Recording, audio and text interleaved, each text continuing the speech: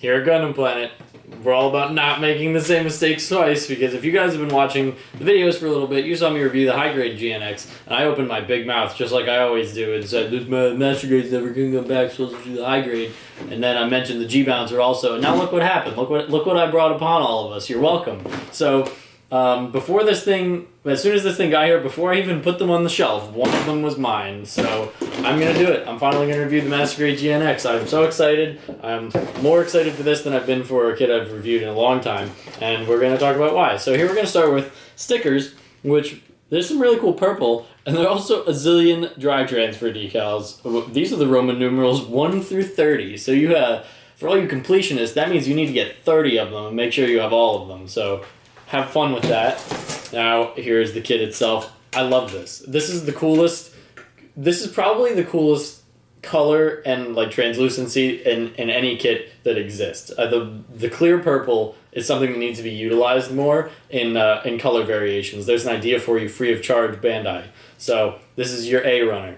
Got good stuff. This is the gun runner. It's actually the J runner, but this is just the gun, and it has some really cool texture on here for the barrel. It looks kind of like cabling. I know it's not, but that's the kind of idea that you get out of it. Then we have this, which this darker grayish brown and the lighter gray make up most of this kit. This is this is like collar parts. We got this round thing. I'm guessing that's for the GN drive. It's so weird to me that this is what they decided to make as the only non-Exia variant Master Grade in the 00 line, but it looks like they did a really thorough and cool job. We got the back binders, and some other stuff I don't really recognize because this suit is so unique. We have several different pilot figures. You have Soma Purus, Sergei, and then 2 kids. I don't know what that is. They're smaller scale than the rest of them. So that's pretty good. Interesting polycap sheet. It kind of reminds me of the Age ones a little bit. And then this off-white light gray that makes up a lot of it. You got so many different parts. There's just a lot of them. And they're so interesting shaped. I like all these. I'm basically just complimenting things I know nothing about. But here are some classic 00 legs. Boy, do I recognize these from working on the 1/100th and the Master Grades and stuff. These are some, waist parts, torso parts, more leg going on here. I'm not sure why there appear to be 4 legs, so I will investigate that and get back to you. And then these really cool sharp fingers. I forgot the fingers to this thing are so sharp. They look evil. They're so cool. And so this has, just 3 fingers, the 1 and the thumb. And then this is just the rest of the inner frame. So, boy, there's a lot. What is this? I guess you can put one of those weird parts. You can put the GN drive on it and put the LED unit in it and have it light up purple. Although, do you have to... This is for use in Japan only. Do you have to order a specific LED for this thing? Do they make purple LEDs? Did I not know about this? Beam sabers. So this is going to be a very awesome experience. I am very excited. I can't wait to tell you how it goes. All right, everyone, I'm back with the thing that I've been waiting to build for a very long time. I really didn't know really what to expect because I've built this up in my head so far and been stuck with the high grade for so long. And as it started to come together, I was just like, wow, this is everything I hoped it would be. And so that's really all I could have possibly wanted. As you can see, it is very large, especially since 00 suits are typically so spindly and small. This thing has a really incredible presence. And you look at these really sharp fingers that look like they're just going to hurt you. The whole thing just comes together in such a fun way, and you end up with such a great looking finished product. And I just love it, and I'm thrilled with it. So we're going to go up close and talk about why exactly. All right, so opposite what I usually do, I'm going to talk about the base model first, because a lot of how you will deal with the accessories has to do with the way that this kit goes together and is together. So, I'm going to start with the top.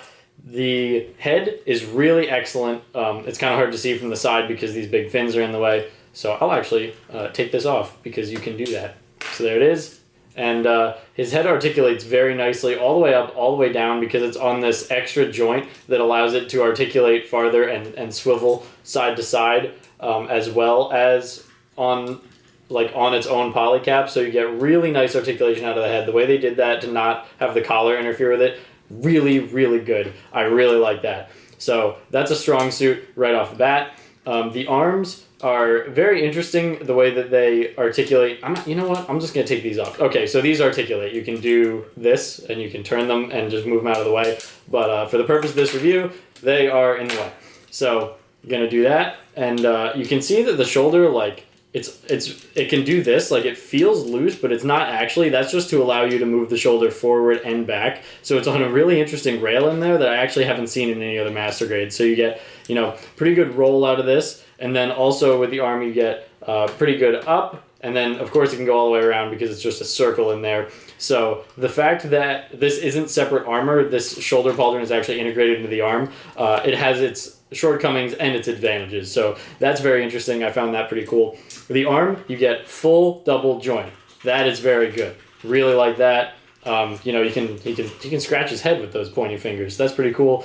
Hands. No interchangeable hands. It is just this, but they serve their function perfectly. You get pretty good swivel in and out, and it just rotates all the way around.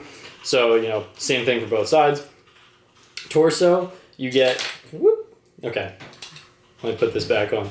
Torso, you get very good forward and back because of the way the double joint is. Whoa, man, where are your legs going? So you get very good forward and back. And it is just a circle, so you can actually get it all the way around. I'm not going to do it, but there are no problems with the waist articulation. Now, just like I took these off, I'm going to take these off, but you can see that you can get them anywhere because they are just on a ball joint, but they are in the way when I'm displaying things.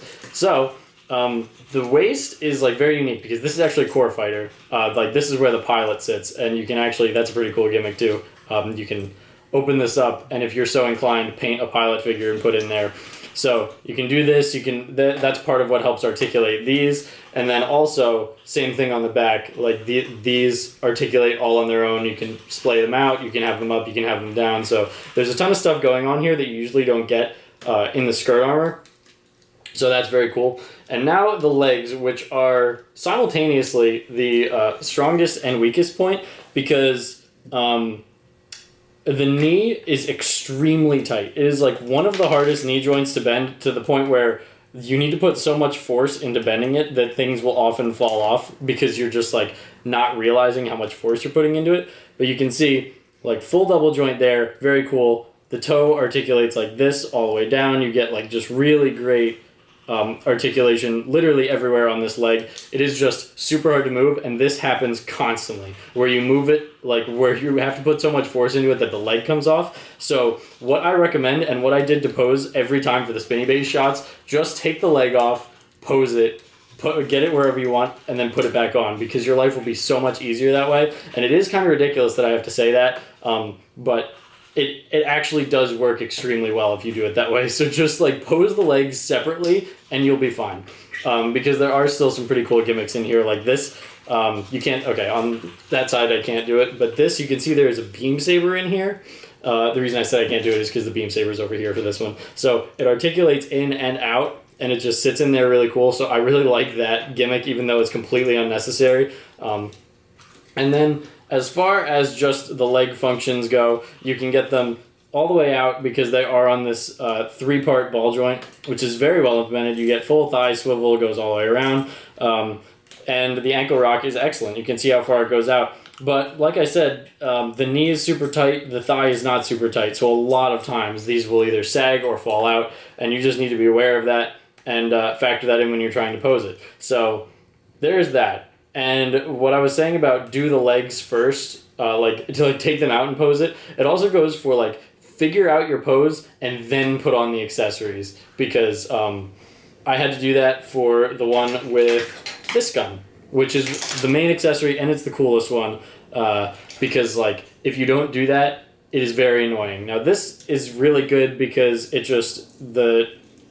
hand goes on the trigger and it locks into his arm, but if you're trying to get him to do the pose where he's holding this big gun across his body, which is very easy to do, you just flip this out, lock this in, he has a very hard time holding this gun. So like get his arms in the right place, put the gun there, it'll be fine, it looks great. But you know, do it before you finalize it on an action base. And then, so this is the main accessory, and then you get two beam saber blades.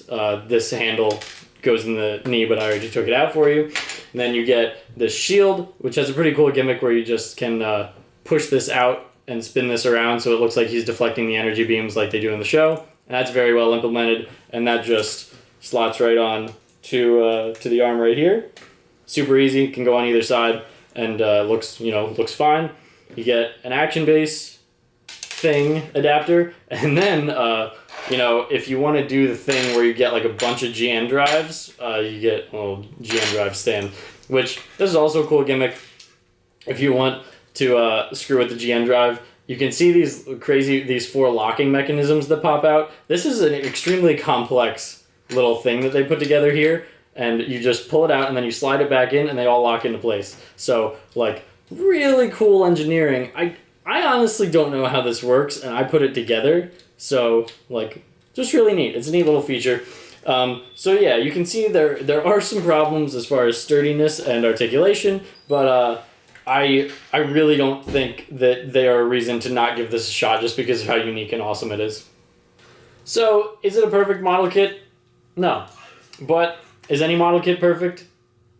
Probably the perfect Great Unicorn Gundam. Other than that, probably not. And, in the end, I do strongly feel that this kit's strengths far outweigh its shortcomings. And, if you can put yourself in the same mindset, you'll probably feel exactly the same way. If you don't really like the look of this suit, it's not going to change your mind. But if you are on the fence about the design, this will probably tip you in its favor. So give this a shot if you're looking for either a 00 Master Grade that, oh my gosh, isn't the Exia or one of its variants, or just a kit that is going to change up the look of your collection, because this thing it's just so good.